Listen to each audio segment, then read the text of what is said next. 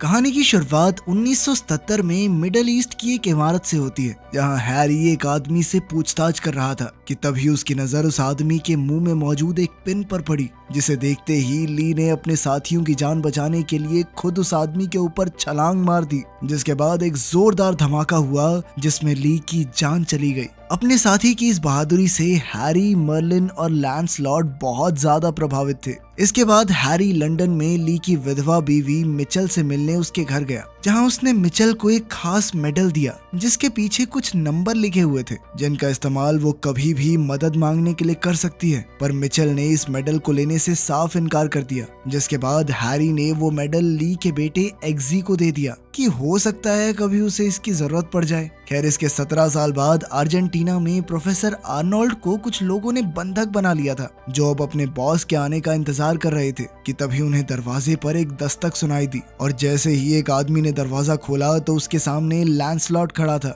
जिसने अगले ही सेकंड उस आदमी पर हमला कर दिया और फिर एक एक करके वहां मौजूद सभी आदमियों को खत्म करता चला गया। तभी लैंसलॉट को दरवाजे पर एक और दस्तक सुनाई दी, और जैसे ही वो दरवाजा खोलने के लिए गया तो जजेल नाम की एक औरत ने अपनी ब्लेड लगी हुई टांगों से उसे 2 टुकड़ों में काट दिया। जिसके बाद जजेल ने वहां मौजूद लाशों पर कपड़ा डालने के बाद अपने बॉस वैलेंटाइन के लिए दरवाजा खोला, जिसने कमरे के अंदर आते ही सबसे पहले प्रोफेसर से सॉरी कहा। सॉरी प्रोफेसर साहब, वो मुझे भी वायलेंस बिल्कुल पसंद नहीं है, लेकिन क्या करें, जब सीधी उंगली से घी नहीं निकलता तो उंगली टेढ़ी करनी पड़ती है। उधर लंदन में हैरी एक टेलर शॉप में पहुंचा, जो असल में किंग्समैन का हेडक्वार्टर था, जहां आर्थर हेड टेबल पर पहले से ही बैठा हुआ था, और वो सभी लोग एक दूसरे को देखने और बात करने के लिए एक खास किस्म के चश्मों का इस्तेमाल कर रहे थे। मीटिंग के दौरान हैरी का कहना था कि उन्हें अपने दोस्त की मौत का बदला किसी भी हाल में लेना चाहिए। इस पर मर्लिन ने हामी भरते हुए बताया कि प्रोफेसर आर्नोल्ड को अगवा कर लिया गया है और अब उन्हें जल्द से जल्द प्रोफेसर को उन गुंडों से छुड़ाना होगा। खैर, लैंसलॉट के मरने के बाद अब किंग्समैन में एक आदमी की जगह खाली हो गई थी,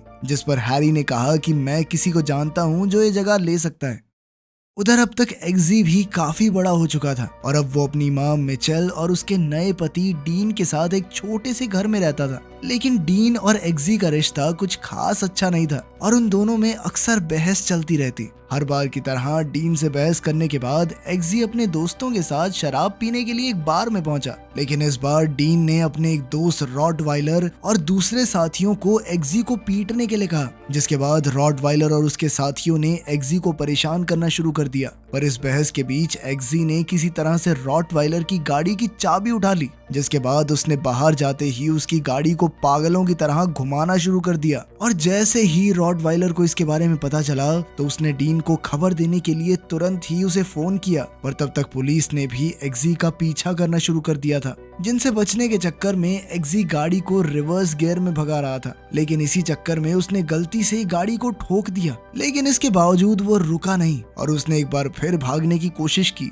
जिसके चलते इस बार तो उसने पुलिस की गाड़ी को ही टक्कर मार दी। जिसके बाद उसे पकड़कर पुलिस स्टेशन ले जाया गया, जहां एक डिटेक्टिव उससे पूछताछ करने की पूरी कोशिश कर रहा था, पर एग्जी कुछ भी बताने को तैयार नहीं था। तभी अचानक से एग्जी को उस मेडल के बारे में याद आया, और उसने तुरंत ही मेडल के पीछे लिखे हुए नंबर पर फोन किया। लेकिन फोन जिस औरत ने उठाया उसने बिना उसकी पूरी बात सुने ही फोन काट दिया। एग्जी को एक बार के लिए लगा कि इतने समय से मेडल लेके घूम रहा था, पागल ही हूं मैं। लेकिन अगले ही सेकंड पुलिस स्टेशन में एक फोन आया, जिसके बाद एग्जी को तुरंत ही आजाद कर दिया गया। और जैसे ही वो पुलिस स्टेशन से बाहर निकला तो उसकी मुलाकात हैरी से हुई, जो पहले से वहां उसका इंतजार कर रहा था। इसके बाद वो दोनों आराम से बातचीत करने के लिए एक बार में गए, जहां हैरी ने एग्जी को उसके पिता की बहादुरी के बारे में बताया कि कैसे ली ने उसकी जान बचाई थी। और वहीं दूसरी तरफ एग्जी अपनी पढ़ाई छोड़कर छोटी मोटी चोरी चकारी में लगा हुआ है। तभी डीन के कुछ आदमी एग्जी को पीटने के लिए वहां पहुंच गए, और उन्होंने हैरी को बुढ़ाऊ कहते हुए वहां से जाने को कहा। जिसके बाद हैरी तुरंत ही दरवाजे की तरफ बढ़ा, पर उसने वहां से जाने की बजाय अचानक दरवाजे को लॉक करके उन गुंडों को पीटना शुरू कर दिया। और हैरी के अकेला होने के बावजूद भी वो गुंडे उसके सामने कुछ देर तक भी नहीं टिक पाए। खैर उन सबको पीटने के बाद हैरी ने बारटेंडर की याददाश्त मिटाने के लिए उसके गले में बेहोशी का डार्ट भी मार दिया। और जैसे ही वो एग्जी की तरफ मुड़ा तो एग्जी ने तुरंत ही कहा कि मैं किसी को कुछ नहीं बताऊंगा, मुझे मत बेहोश करना, जिसे सुनकर हैरी काफी खुश हुआ और उसने जाने से पहले एग्जी को शाबाशी भी दी। उधर न्यूज पर वैलेंटाइन अपनी जिंदगी पर बनी हुई एक फिल्म के बारे में बात कर रहा था और इधर जैसे ही एग्जी वापस अपने घर पहुंचा तो डीन ने उसे बुरी तरह पीटना शुरू कर दिया और अब वो किसी भी हाल में उस बूढ़े आदमी के बारे में जानना चाहता था जिसने उसके आदमियों को पीटा था, लेकिन एग्जी कुछ भी बताने को तैयार नहीं था। वहीं दूसरी तरफ एग्जी की पीठ पर लगे एक माइक के जरिए हैरी सब कुछ सुन रहा था और जब ये बात काफी ज्यादा बढ़ गई तो उसने बीच में आकर डीन को जान से मारने की धमकी देते हुए एग्जी को छोड़ने को कहा। पर जैसे ही एग्जी वहां से निकला तो बाहर पहले ही कुछ गुंडे उसका इंतजार कर रहे थे, जिनसे बचने के लिए एग्जी ने दीवारों को टापना शुरू कर दिया और वो मस्त पार्कोर करते हुए वहां से बाल बाल बचकर एक टेलर शॉप में पहुंचा जहां हैरी पहले से उसका इंतजार कर रहा था। एग्जी के वहां पहुंचते ही वो उसे पीछे के कमरे में ले गया जहां उसने एग्जी से पूछा कि क्या वो हमेशा के लिए अपनी जिंदगी को बदलना चाहेगा, क्योंकि अगर वो किंग्समैन का सदस्य बन गया तो उसकी जिंदगी पूरी तरह पलट जाएगी। एग्जी के हामी भरते ही हैरी ने उसे एक खुफिया रास्ते में ले जाते हुए बताया कि असल में किंग्समैन दुनिया की सबसे खतरनाक इंटेलिजेंस एजेंसी है। इसके बाद वो दोनों बुलेट ट्रेन में बैठकर शहर से दूर एक बहुत बड़े बंगले में पहुंच गए जहां एग्जी ने पहली बार किंग्समैन के बेस को देखा। इसके बाद मर्लिन उसे एक कमरे में ले गया जहां 8 और उम्मीदवार मौजूद थे, जिनमें से एक ही किंग्समैन का सदस्य बनने वाला था। इसके साथ ही मर्लिन ने उन्हें बताया कि ये दुनिया का सबसे खतरनाक जॉब इंटरव्यू होने वाला है। मर्लिन के कमरे से निकलते ही सभी लोगों ने अपना अपना परिचय दिया। उन सब से मिलने के बाद एग्जी ये तो अच्छे से समझ गया था कि वो उन सब से बहुत अलग है। रात के समय सभी उम्मीदवार सोने की तैयारी कर रहे थे, पर कुछ ही देर बाद अचानक उनके कमरे में तेजी से पानी भरने लगा और देखते ही देखते वो सभी लोग पूरी तरह से पानी के अंदर डूब गए। सभी लोग ऑक्सीजन मास्क बनाने की कोशिश कर रहे थे,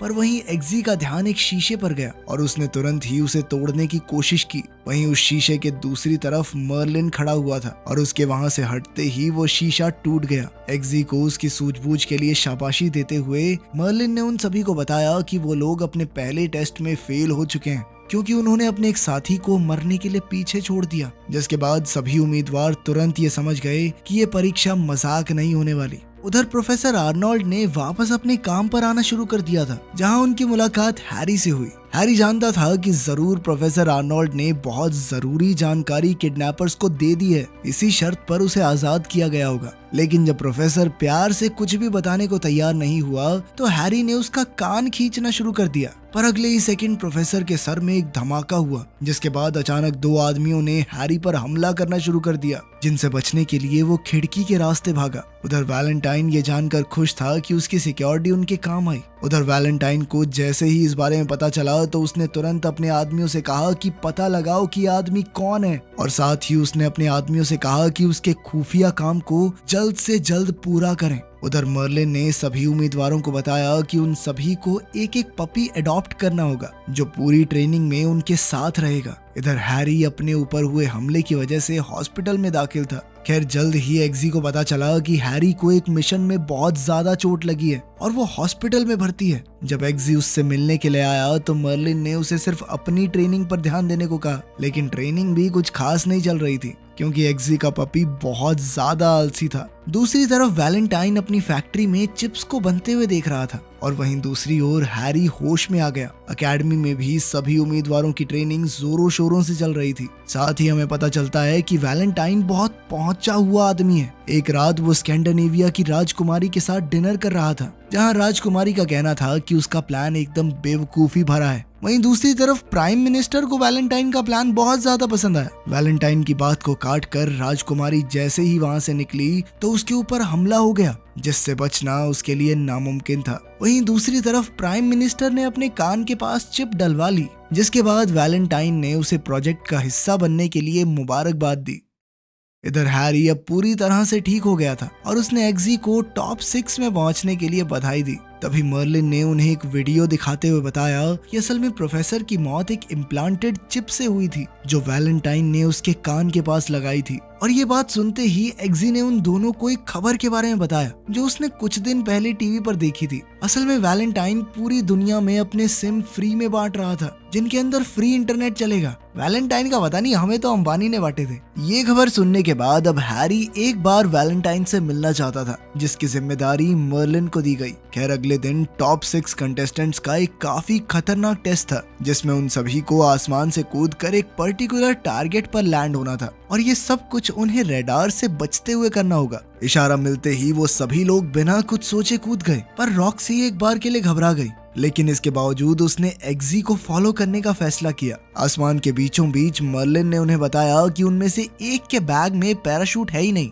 और ये खबर मिलते ही एग्जी ने उन सभी को जोड़ियां बनाने को कहा, पर उनमें से कुछ लोगों ने जान की बाजी लगाने की बजाय टेस्ट में फेल होना बेहतर समझा और एक एक करके उन्होंने अपना पैराशूट खोलना शुरू कर दिया, जिसके बाद अब सिर्फ रॉक्सी और एग्जी ही बचे हुए थे। और जैसे ही उन्होंने रेडार डिटेक्शन को पार किया तो एग्जी ने रॉक्सी का पैराशूट खोल दिया, जिसके बाद वो दोनों सही सलामत टारगेट पर लैंड कर गए। टेस्ट के बाद मर्लिन ने एग्जी और रॉक्सी को पास तो कर दिया, पर एग्जी कहने लगा कि आखिर मेरे ही बैग में पैराशूट क्यों नहीं डाला, जिस पर मर्लिन ने कहा कि पैराशूट तो सबके बैग में था, ये सिर्फ उनके दिमाग को ट्रिक करने के लिए एक टेस्ट था। उस रात हैरी वैलेंटाइन के एक चैरिटी इवेंट में पहुंचा, जहां जाकर उसे पता चला कि हैरी ने इतनी बड़ी डोनेशन कर दी थी कि वैलेंटाइन ने पूरी पार्टी कैंसिल कर दी और वो उसे लेकर एक खास कमरे में पहुंचा, जिसके बाद जिसेल उन दोनों के लिए खाना लेकर आई, जिसे खाते हुए हैरी ने वैलेंटाइन से थोड़ी बातचीत की। लेकिन तभी अचानक वैलेंटाइन ने उससे पूछा कि तुमने जासूस मूवीज देखी है क्या? और इस सवाल के बाद वो दोनों ऐसे बात करने लगे मानो एक दूसरे की असलियत के बारे में जानते हो।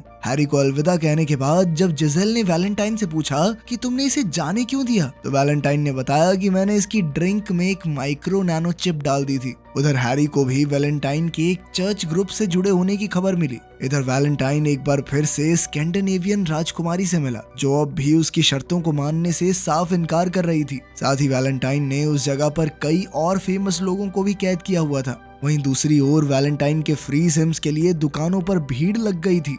खैर उधर किंग्समैन के हेडक्वार्टर्स में मर्लिन ने तीनों उम्मीदवारों को उनके टारगेट्स की फोटो दी, जिनको हराने के बाद ही वो टेस्ट में पास हो पाएंगे। पर जैसे ही वो ये काम करने के लिए क्लब में पहुंचे तो अचानक एक ड्रिंक पीते ही तीनों बेहोश हो गए, और जब एग्जी की आंख खुली तो वो एक ट्रेन ट्रैक पर बंधा हुआ था, जहां एक आदमी उससे किंग्समैन के बारे में पूछ रहा था, पर एग्जी ने उसे कुछ भी बताने से इनकार कर दिया और तभी एक ट्रेन उसके ऊपर से गुजर गई। लेकिन इससे उसे कुछ भी नहीं हुआ। असल में यही उनका टेस्ट था जिसमें एग्जी पास हो गया था, पर वहीं चार्ली इस टेस्ट को पास नहीं कर पाया। उधर वैलेंटाइन का मेन प्रोजेक्ट भी टेस्टिंग स्टेज पर पहुंच गया था। एग्जी की कमाल की परफॉर्मेंस के बाद हैरी उसे एक टेलर शॉप में लेकर गया, क्योंकि वो एग्जी को एक बुलेट प्रूफ सूट गिफ्ट करना चाहता था। लेकिन वो उसे कमरा नंबर 3 में लेकर गया, जहां अलग अलग तरह के हथियार पड़े हुए थे। और जब वो लोग वहां से बाहर निकल रहे थे तो उनकी मुलाकात वैलेंटाइन से हुई, जो अपने लिए एक सूट सिलवाने वहां आया हुआ था। और हैरी से बात करने के बाद वो चुपचाप वहां से चला गया। पर इसी दौरान हैरी ने उसके शरीर पर एक बहुत छोटा सा माइक लगा दिया। इसके बाद एग्जी की मुलाकात आर्थर से हुई, जिसने उसे एक गन पकड़ाते हुए अपने पपी को गोली मारने को कहा, और उधर मर्लिन ने भी रॉक्सी को ऐसा ही करने को कहा। एग्जी ने उस कुत्ते पर बंदूक तो तानी, पर उसने गोली चलाने से इनकार करते हुए अपनी बंदूक आर्थर को पकड़ा दी, और तभी उन्हें रॉक्सी के कमरे से गोली की आवाज सुनाई दी, जिसके बाद आर्थर ने एग्जी को वापस अपने घर जाने को कहा, और इधर रॉक्सी को लैंसलॉट के नाम से भर्ती कर लिया गया। घर पहुंचने के बाद एग्जी किसी भी हाल में अपनी पुरानी जिंदगी में वापस नहीं जाना चाहता था, और तभी उसकी मुलाकात अपनी माँ से हुई, जिनकी आंख के पास एक चोट का निशान था, और अब एग्जी ये और नहीं झेलने वाला था, और इसीलिए वो डीन से सीधे तौर पर लड़ने पहुंचा। पर जैसे ही डीन ने अपने आदमियों को अंदर भेजा, तभी अचानक एग्जी की गाड़ी अपने आप चलकर हैरी के पास चली आई। हैरी ने एग्जी को ट्रिगर न दबाने के लिए काफी देर तक डांटा, लेकिन फिर बाद में बताया कि ये भी आखिरी टेस्ट था। इन सभी टेस्ट्स के दौरान जितने भी लोगों की जान गई थी वो असल में मरे नहीं थे, असल में वो सभी लोग जिंदा थे। तभी मर्लिन ने हैरी के साथ संपर्क करते हुए उसे वैलेंटाइन की बातें सुनाई, जहां वो किसी को बता रहा था कि अब उनके सिम पूरी दुनिया में फैल चुके हैं और अगर उनके चर्च ट्रायल सही रहे तो वो लोग प्लान को लॉन्च कर देंगे। ये बात सुनते ही हैरी तुरंत उस चर्च ग्रुप को चेक करने निकल गया जिसके बारे में उसे पता चला था। वहाँ पास्टर जोर जोर से चिल्लाकर अमेरिकी सरकार के लिए अपनी नफरत बयां कर रहा था और तभी वैलेंटाइन ने 1000 फीट दूर बैठकर अपने सिम्स के जरिए प्रोग्राम लॉन्च कर दिया, जिसके तुरंत बाद एक औरत ने हैरी पर चिल्लाना शुरू कर दिया और हैरी ने भी तुरंत उसे गोली मार दी। इसके बाद चर्च के अंदर एक युद्ध शुरू हो गया जहां लोग हैरी को मारना चाह रहे थे, पर ये इतना आसान नहीं था और हैरी एक जंगली जानवर की तरह सबको मार रहा था। मर्लिन चाहकर भी उसे रोक नहीं पाया और वहीं वैलेंटाइन किसी भी हाल में हैरी को खत्म करना चाहता था। लेकिन इस सब के बावजूद भी हैरी उस चर्च से जिंदा बाहर निकलने वाला इकलौता इंसान बना। ये देखकर एग्जी और मर्लिन दोनों ही हैरान थे। जैसे ही हैरी चर्च से बाहर निकला तो उसका स्वागत वैलेंटाइन ने अपने 2 गनर्स के साथ किया, जहां उसने बताया कि असल में उसके सिम लोगों के अंदर गुस्सा ट्रिगर करते हैं जिसके जरिए वो चारों तरफ तबाही मचा सकता है। इसके बाद वैलेंटाइन ने दोबारा से जासूसों वाली मूवीज के बारे में बात करना शुरू कर दिया कि कैसे जासूस आखिर में हमेशा जिंदा बच जाता है, लेकिन इस बार ऐसा नहीं होगा और अगले ही सेकंड उसने हैरी को गोली मार दी। किसी को भी इस बात पर विश्वास नहीं हो रहा था। वहीं हेडक्वार्टर्स में मर्लिन और एग्जी दोनों हैरी की मौत से बहुत ज्यादा दुखी थे। एग्जी को अभी भी हैरी की आवाज सुनाई दे रही थी और इसीलिए वो आर्थर से मिलने के लिए पहुंचा। आर्थर ने उसे बताया कि उनके पास अब वैलेंटाइन का बयान आ चुका है, जिसकी मदद से अब पुलिस को पुख्ता सबूत मिल चुका है। यहाँ से आगे की कार्रवाई वो करेंगे। इसके बाद आर्थर ने एग्जी को एक ड्रिंक पीने के लिए बैठाया और इसी दौरान एग्जी की नजर आर्थर के गले पर पड़ी, जहाँ वही चिप इम्प्लांट वाला निशान मौजूद था और ये देखते ही एग्जी ने आर्थर का ध्यान भटका दिया, जिसके बाद उन दोनों ने अपनी ड्रिंक पी।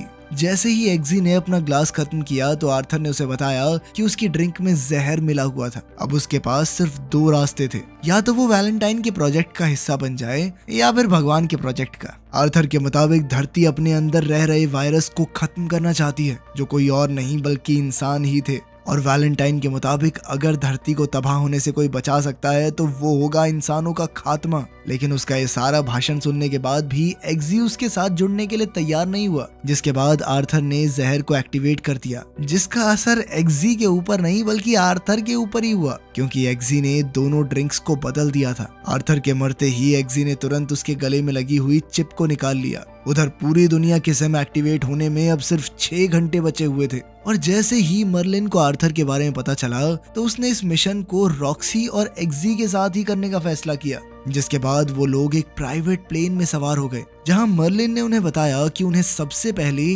वैलेंटाइन की एक सैटेलाइट को तबाह करना पड़ेगा ताकि मर्लिन को मेन सिस्टम में घुसकर उसे बंद करने का समय मिल सके। सैटेलाइट को तबाह करने का काम रॉक्सी को दिया गया, जिसे एटमॉस्फेयर में पहुंचते ही सैटेलाइट पर हमला करना था। रॉक्सी को छोड़ने के बाद अब एग्जी को आर्थर के इनविटेशन का इस्तेमाल करना था। उधर वैलेंटाइन सभी को एक मोटिवेशनल स्पीच दे रहा था कि कैसे आज उन्हें मरने वाले लोगों का जश्न मनाना है। इधर एग्जी हैरी का दिया हुआ सूट पहनकर पूरी तरह तैयार था। सेफ हाउस के पास पहुंचते ही उन्हें लैंड करने की अनुमति मिल गई और तब तक एग्जी ने आने वाले खतरे को भी भांप लिया था। लैंड होने के बाद मर्लिन प्लेन को एक बेस में ले गया, जहां प्लेन से उतरने के बाद एग्जी ने आर्थर का इनविटेशन कार्ड दिखाया, जिसके बाद उन्हें मेन हॉल में ले जाया गया।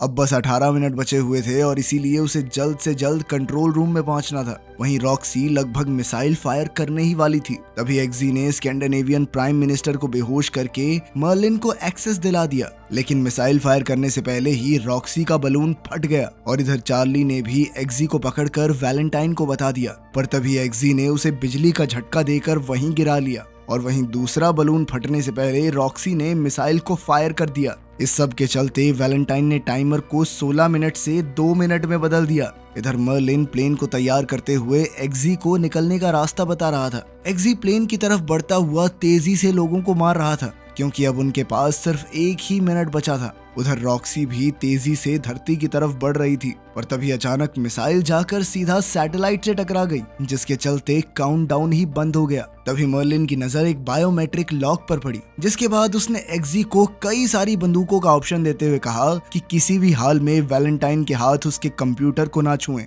एग्जी ने तुरंत ही एक अम्ब्रेला गन उठाई और बाहर आते ही सभी सैनिकों को मारना शुरू कर दिया। उधर वैलेंटाइन अपनी दोस्त से सैटेलाइट का जुगाड़ करने में लगा हुआ था। इधर एग्जी बेचारा बहुत सारे लोगों से एक साथ लड़ रहा था वहाँ इतने ज्यादा सोल्जर्स थे कि उन्होंने एक बार के लिए तो एक्जी को हर तरफ से घेर लिया। तभी एक्जी ने रॉक्सी से कहा कि अगर मैं आज ना बच सका तो मेरी माँ मिचेल को मेरे सौतेले बाप से बचा लेना। साथ ही उसने मर्लिन को सैनिकों की चिप्स एक्टिवेट करने को कहा और इसके कुछ ही सेकंड बाद अचानक सभी सैनिक और हॉल में मौजूद लोग अपने आप मरने लग गए। दरअसल मर्लिन ने वैलेंटाइन की चिप्स का ही इस्तेमाल करके उसके गार्ड्स को मार दिया था, पर वैलेंटाइन ने अपने अंदर कोई चिप नहीं डाली थी और उसका कहना था कि तुम कुछ भी कर लो, मुझे रोक नहीं पाओगे। और इतना कहते ही वैलेंटाइन ने अपने सिस्टम को एक्टिवेट कर दिया, जिसके बाद पूरी दुनिया में उसके सिम एक्टिवेट हो गए और लोगों ने एक दूसरे को पागलों की तरह मारना शुरू कर दिया। एक्जी ने तुरंत ही कंट्रोल रूम में जाकर फायर करना शुरू कर दिया, जिससे सिम एक्टिवेशन कुछ देर के लिए रुक गई। और तभी एक्जी को खत्म करने के लिए जिजेल सामने आई। उन दोनों ने एक दूसरे पर बेरहमी से हमले करने शुरू कर दिए, जबकि वैलेंटाइन इस मौके का फायदा उठाकर दोबारा सिम एक्टिवेशन शुरू करने लगा, जिसके बाद दुनिया भर के मैदान लड़ाई के युद्ध में बदल गए। इस चीज का एहसास एक्जी को अच्छे से था और इसीलिए उसने इस लड़ाई को खत्म करने का फैसला किया, जिसके बाद उसने अपने खास जूतों के जरिए जिजेल के हाथ पर जहरीली चोट मार दी, जो उसे खत्म करने के लिए काफी थी। इसके बाद उसने जिसेल की ब्लेड वाली टांगों से वैलेंटाइन पर हमला करके दुनिया भर में हो रहे खून खराबे को रोक दिया। एक्जी के मिशन पूरा करने पर सभी लोग काफी खुश थे। सब कुछ ठीक करने के बाद जब एक्जी वापस अपने घर आया तो मिचेल डीन के साथ ही बैठी हुई थी और एक्जी ने अपनी माँ को बताया कि एक नई नौकरी के साथ साथ उसे नया घर भी मिला है और अब वो लोग वहाँ जाकर रहेंगे। पर डीन ने मिचेल को वहीं रोक दिया, जिसके बाद एक्जी ने बिल्कुल हैरी के अंदाज में दरवाजे के पास जाकर उसे लॉक कर दिया ताकि वो डीन को सबक सिखा सके। वीडियो पसंद आई तो लाइक कर देना, चैनल को सब्सक्राइब कर लेना। मिलते हैं अगली वीडियो में।